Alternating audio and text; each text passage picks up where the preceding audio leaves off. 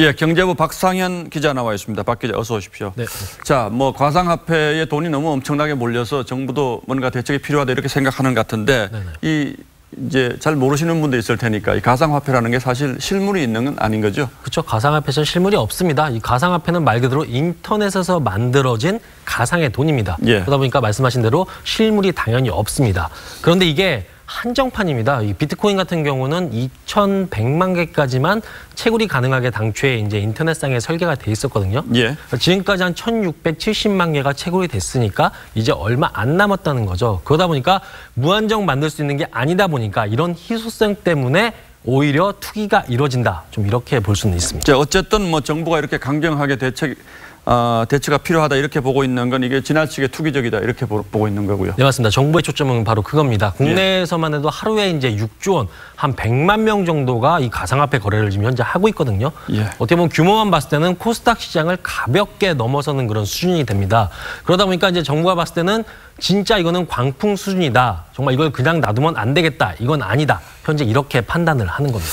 예, 그런데 이 가상화폐라는 게 우리나라에서 시작된 것도 아니고 우리나라에만 있는 것도 아니고 또 화폐의 일종으로 인정을 하는 나라도 있고 그렇지 않습니까? 그렇습니다. 전 세계적으로 일단 일본 같은 경우는 일부를 화폐로 인정을 하고 있습니다. 일부를요? 네. 예. 지난 4일에 이제 일본 가게에서 가상화폐를 통한 돈 세탁을 막고 여기에 이제 소비자를 보호하는 내용을 포함한 자금결제법 개정안을 결정을 했어요. 예. 그러니까 이제 앞서 거래소 등록 제도도 일본 같은 경우는 미리 도입을 했었는데 결국은 화폐로서의 가능성을 일부 좀 인정했다. 이렇게 보시면 편하겠습니다.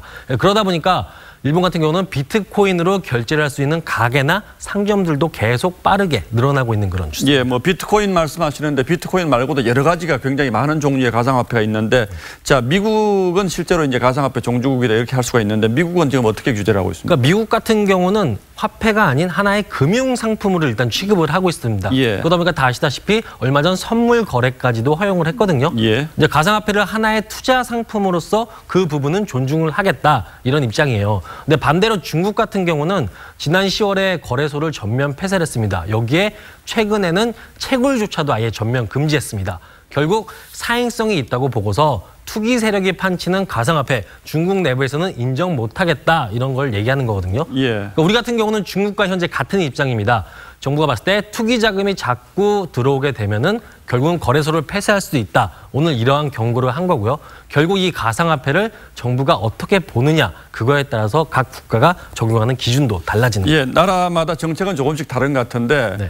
어쨌든 지금 우리가 폐쇄하겠다고 하는 것이 거래소잖아요. 그러면 거래소는 폐쇄가 된다고 하더라도 가상화폐 자체가 사라지는 것은 아닐 것 같은데 그럼 이거 어떻게 하는 게 좋습니까? 그 부분은 문제인데 시장에서는 그러다 보니까 차라리 이 가상화폐를 금융권, 바로 이제 제도권으로 집어넣는 게 어떻겠냐 이런 지적도 나오고 있는 게 사실입니다. 예. 근데 하나의 이제 이거를 금융상품으로 보거나 아니면 주식에서 하나의 종목으로 취급을 한다. 이렇게 되게 되면은 제도권의 감시 감독이 가능해지고 그러다 보면은 예측 가능한 거래 환경을 만들 수 있다 이런 논리거든요. 결국은 상하한가를 두거나 거래 시간을 정하게 되면은 당연히 과열을 냉각시키는 데는 어느 정도 효과를 얻을 수 있습니다. 근데 문제는 거래소 폐쇄로 인해서 음성적인 거래까지 막을 수 있느냐 그 부분에는 여전히 의문이 붙고 있고 전 세계적으로 지금 가상화폐가 하나의 금융의 새로운 트렌드로 가고 있는 상황에서 자칫 우리나라만 폐쇄를 했을 때 우리나라만 금융에서 약간 좀 독립적이고 어떻게 보면 하나의 이제 울타리 안에 갇힐